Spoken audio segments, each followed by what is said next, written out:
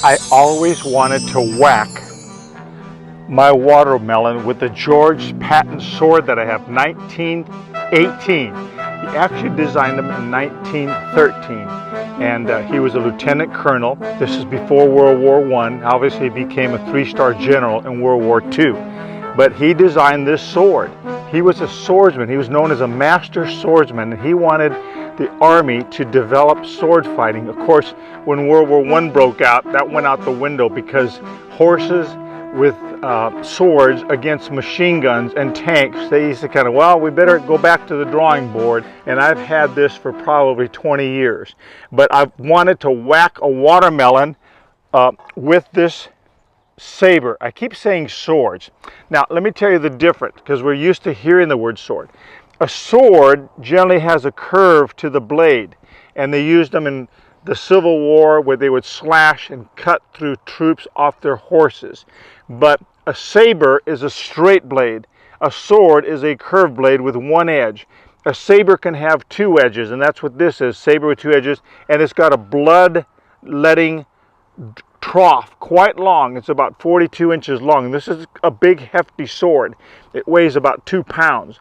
So I'm going to stand back. I've got both cameras set up, and I'm going to stand back and just, is this a guy thing or something? I don't know what's the matter with me. I've always wanted to do this, but like I said earlier, I couldn't do this with my wife around because she'd say, honey, you are crazy. In fact, I'm in a park, and I'm hoping nobody is looking because they'll say, this guy's lost. In fact, they might call the local sheriff.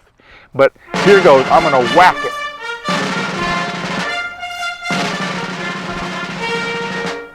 Why did I do this crazy thing? You know, the watermelon, I not only wanted to do it, but I have a great message the Holy Spirit prompted me to do it, and so it gave me the reason and the excuse to use my George Patton sword and to teach us what it is. We know the Bible verses. James tells us that our tongue is but a little member but sets the world on fire. Yes, I'm talking about the tongue. We have to be careful. Our tongue is super destructive. Now, when Jesus comes back, it says that he will come with a sword out of his mouth. And I'd like to really think it's a saber. It's going to go out and pierce.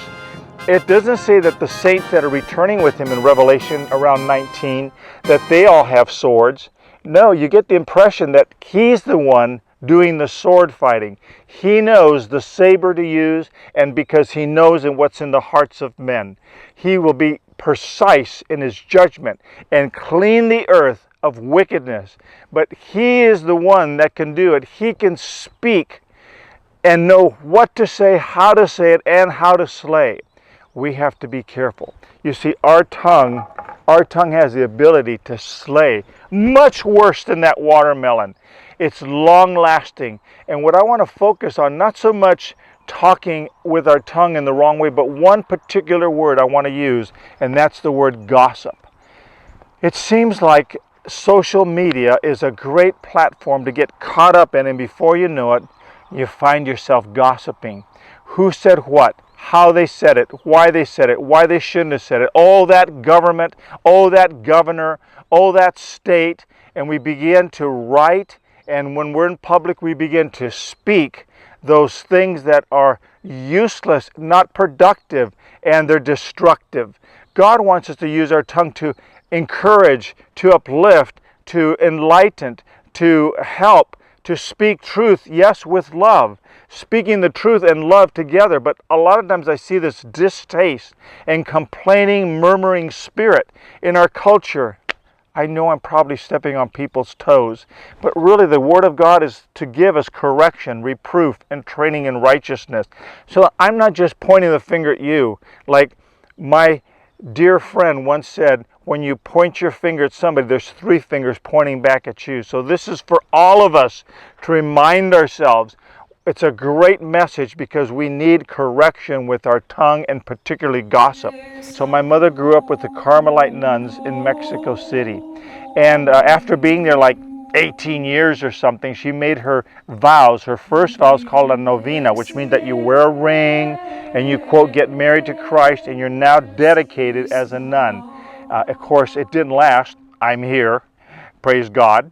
But she had that season. She told me the story of about a priest one time. I've never forgot it. I was just a young lad, probably 11, 12 years old, but it has stuck with me all these years.